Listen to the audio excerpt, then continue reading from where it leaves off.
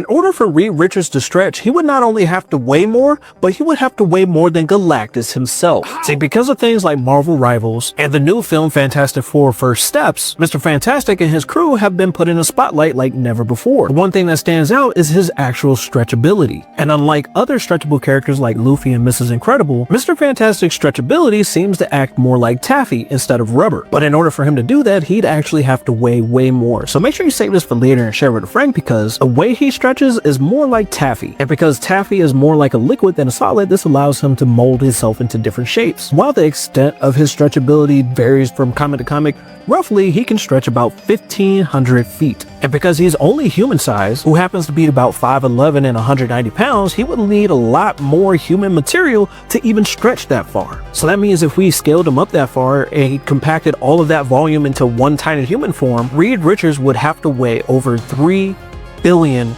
pounds. Now you might be wondering, why is that so much different from other stretchable powers like Mrs. Incredible or Luffy? And that's because they act more like rubber. The best way to explain this is to imagine a spring, and every molecule of their body is basically a miniature spring, allowing them to stretch it all the way out until it snaps back in. But because Mr. Fantastic has molecular control of his volume, he is able to stretch that out over far places. But in order for him to stay functional at that spread out distance, his body acts more like taffy. Therefore, he needs more stuff inside of his body and able to function properly at that distance.